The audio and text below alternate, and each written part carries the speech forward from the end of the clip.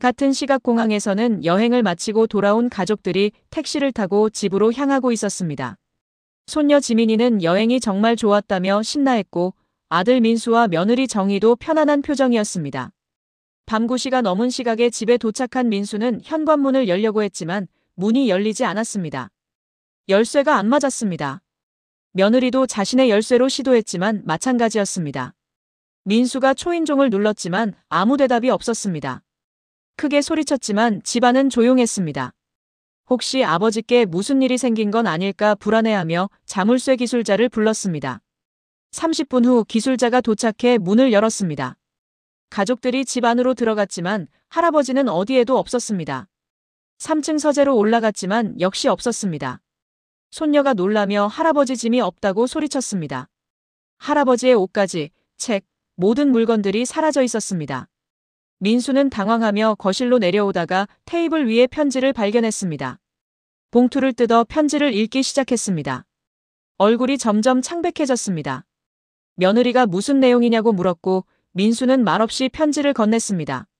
며느리도 편지를 읽으며 얼굴이 새하얗게 변했습니다. 우리 대화를 들으셨다는 거냐며 집을 사회복지재단에 기부한다는 내용에 어떡하냐고 당황했습니다. 민수는 주저앉았습니다. 30억 원짜리 집이 날아간 것입니다. 손녀가 무슨 일이냐고 물었고 민수는 할아버지가 이사 가셨다고 답했습니다. 민수는 아버지에게 전화를 걸었지만 할아버지는 받지 않았습니다. 다시 전화를 걸어도 마찬가지였습니다. 음성 메시지를 남겼지만 답은 없었습니다. 며느리가 방방곡곡을 뒤지며 부동산 서류와 등기권리증을 찾았지만 모든 중요 서류가 사라져 있었습니다. 은행 통장도 없었습니다. 며느리는 주저앉으며 30억이 날아갔다고 한탄했습니다.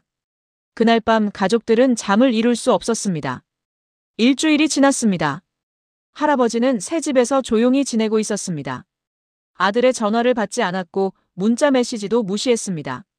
매일 아침 한강변을 산책했고 근처 식당에서 식사를 했습니다. 오후에는 도서관에서 책을 읽었고 저녁에는 친구들과 바둑을 두었습니다. 생각보다 평화로웠습니다. 강남의 큰 집에서 살 때보다 지금이 더 마음 편했습니다. 가족들의 눈치를 볼 필요도 없고 혹시라도 자신을 요양원에 보내려는 계획을 걱정할 필요도 없었습니다. 한편 민수 가족은 혼란에 빠져 있었습니다. 민수는 아버지를 찾기 위해 백방으로 수소문했습니다. 아버지의 친구들에게 연락했지만 모두 모른다고만 했습니다. 사실 친구들은 할아버지의 상황을 알고 있었지만 할아버지의 부탁대로 아무것도 말하지 않았습니다. 며느리 정희는 더 초조했습니다. 30억짜리 집이 날아간 것도 문제였지만 더 큰 문제는 앞으로 어떻게 될지 모른다는 것이었습니다. 손녀 지민이는 자신의 방에 틀어박혀 있었습니다. 할아버지가 자신의 말을 들었다는 것이 부끄럽고 미안했습니다. 2주가 지난 어느 날 할아버지는 평소처럼 한강변을 산책하고 있었습니다. 뒤에서 누군가 부르는 소리에 돌아보니 손녀 지민이가 서 있었습니다. 지민이는 눈물을 흘리며 할아버지에게 달려왔습니다.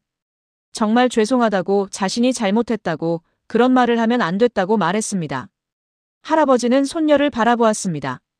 지민이에게 그 말의 의미를 알고 있느냐고 물었습니다. 지민이는 안다고 할아버지를 상처 주려던 건 아니었다고 그냥 철없이 한 말이었다고 답했습니다. 할아버지는 26살이 철이 없다고 하느냐며 고개를 저었습니다. 지민이는 용서해달라고 다시 집으로 돌아와 달라고 애원했습니다. 하지만 할아버지는 돌아갈 수 없다고 돌아가고 싶지도 않다고 말했습니다. 사과한다고 해서 상처가 없어지는 건 아니라고 가족이 자신을 어떻게 생각하는지 알았는데 어떻게 같은 집에서 살 수 있겠느냐고 말했습니다. 지민이는 울음을 터뜨렸습니다. 할아버지는 손녀의 어깨를 가볍게 두드리며 화가 난 게 아니라 실망했을 뿐이라고 말했습니다. 할아버지는 이제 그만 가라고 아버지에게 전해라고 말했습니다. 자신의 결정은 변하지 않는다고 집은 기부할 거고 자신은 여기서 혼자 살 거라고 전하라고 했습니다.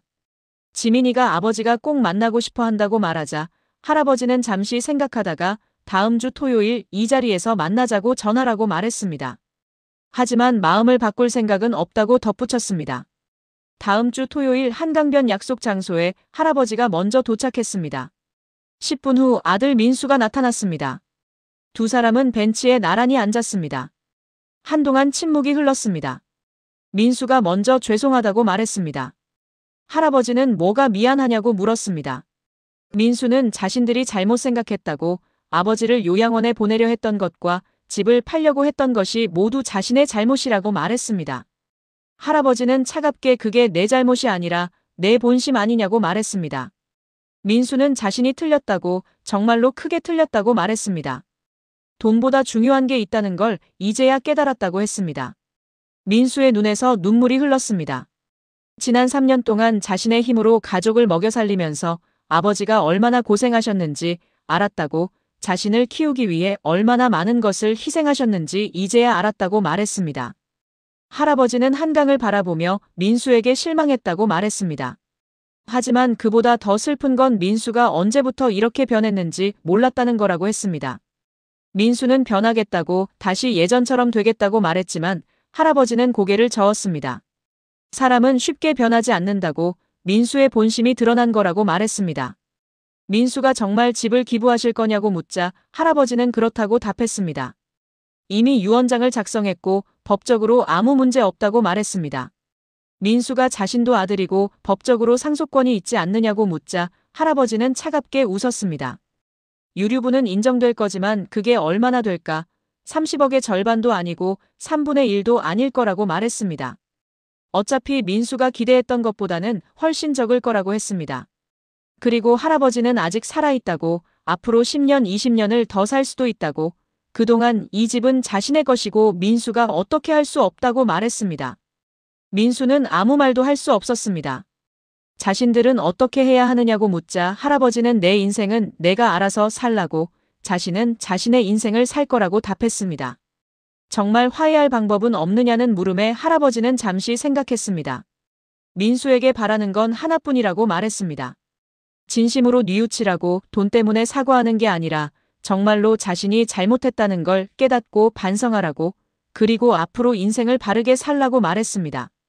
할아버지는 민수에게 재산을 물려주지 않을 거라고 분명히 말했습니다.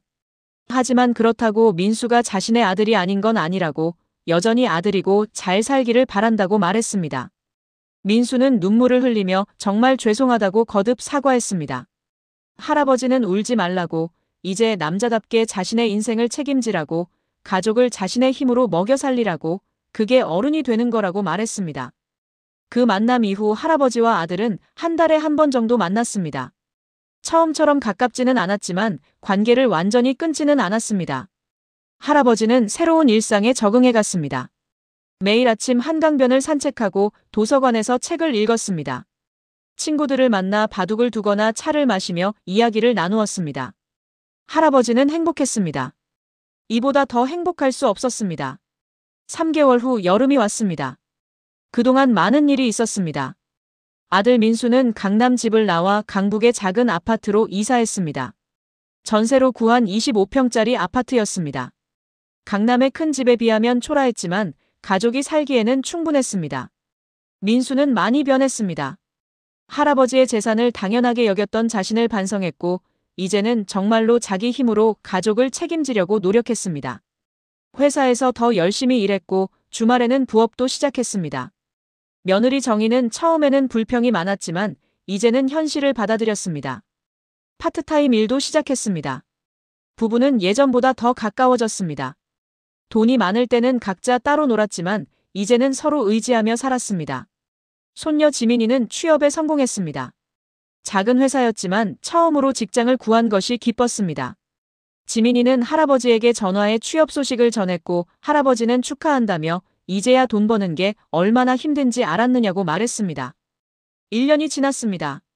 할아버지는 우연한 기회에 희망나눔재단을 알게 되었고 그들의 제안으로 노인 권익보호 활동을 시작했습니다. 재단에서 주최하는 세미나에 참석해 자신의 경험을 나누었습니다. 첫 번째 세미나에서 할아버지는 30명 정도의 노인들에게 자신의 이야기를 들려주었습니다. 며느리와 손녀의 대화를 듣게 된 것, 배신감을 느낀 것, 그리고 용기를 내서 집을 나온 것을 말했습니다. 청중들은 숨죽이며 들었습니다. 할아버지는 처음에 너무 화가 났지만 이제는 이 결정이 옳았다고 생각한다고 말했습니다. 가족이라는 이름으로 학대당하고 이용당할 필요는 없다고 강조했습니다. 한 할머니가 자신도 비슷한 상황이라며 딸이 자신의 연금을 다 가져간다고 호소했습니다. 그래도 딸인데 어떻게 거부할 수 있겠느냐고 물었습니다. 할아버지는 부드럽게 진짜 가족이라면, 진짜 자식이라면 부모를 이용하지 않는다고 답했습니다. 용기를 내라고 할머니의 노후는 할머니 것이라고 말했습니다. 세미나가 끝난 후 여러 노인들이 할아버지에게 다가왔습니다. 용기를 주셔서 감사하다고 자신도 이제 권리를 찾아야겠다고 말했습니다. 할아버지는 뿌듯했습니다. 자신의 경험이 다른 사람들에게 도움이 된다는 것이 기뻤습니다. 그날 이후 할아버지는 적극적으로 활동했습니다. 세미나뿐만 아니라 1대1 상담도 했습니다. 가족 문제로 고민하는 노인들을 만나 조언을 해주었습니다. 6개월이 더 지났습니다. 할아버지가 집을 나온 지 1년 6개월이 되었습니다. 가을이 왔습니다. 할아버지는 이제 완전히 새로운 삶에 적응했습니다. 희망나눔재단에서의 활동은 삶에 큰 의미가 되었습니다. 건강도 좋아졌습니다. 규칙적인 운동과 식사, 그리고 무엇보다 스트레스가 없어진 덕분이었습니다. 친구들과의 관계도 더 돈독해졌습니다. 한편 가족들과의 관계는 조금씩 회복되고 있었습니다. 손녀 지민이는 첫 월급으로 할아버지께 따뜻한 스웨터를 선물했습니다. 할아버지는 감동했습니다. 지민이는 자신이 정말 잘못했다고, 이제야 할아버지의 마음을 조금이나마 알 것 같다고 말했습니다. 할아버지는 손녀가 이제 철이 들었다며 꼭 안아주었습니다. 여전히 강남 집으로 돌아갈 생각은 없었지만 가족과의 관계는 조금씩 회복되고 있었습니다. 2년이 지났습니다. 할아버지는 80살이 되었습니다. 하지만 여전히 건강했고 활기찼습니다. 희망나눔재단의 활동은 계속되었고 이제는 전국적으로 유명한 노인 권익운동가가 되어 있었습니다. 할아버지는 국회에 참석해 증언했습니다. 노인들의 재산권을 보호하는 법적 장치가 필요하다고 말했습니다. 할아버지의 증언은 설득력이 있었고 결국 법안이 통과되었습니다. 노인 재산 보호 및 학대 예방에 관한 법률이었습니다. 가족과의 관계도 좋아졌습니다. 한 달에 2~3번은 아들 가족과 만나 식사를 했습니다. 아들 민수는 회사에서 임원으로 승진했습니다. 열심히 일한 덕분이었습니다. 며느리 정희는 자격증을 따서 정식 직장을 얻었습니다. 손녀 지민이는 회사에서 대리로 승진했고 남자친구도 생겼습니다. 지민이가 남자친구를 데리고 왔을 때 할아버지는 흐뭇하게 웃었습니다. 3년이 지났습니다. 할아버지는 재단에서 유언장을 수정했습니다. 집의 절반은 재단에 기부하고 절반은 아들에게 주기로 했습니다.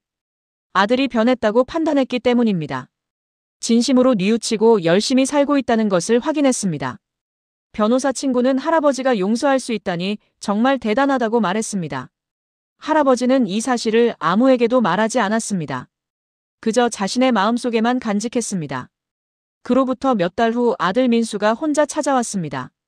민수는 고백할 게 있다고 말했습니다.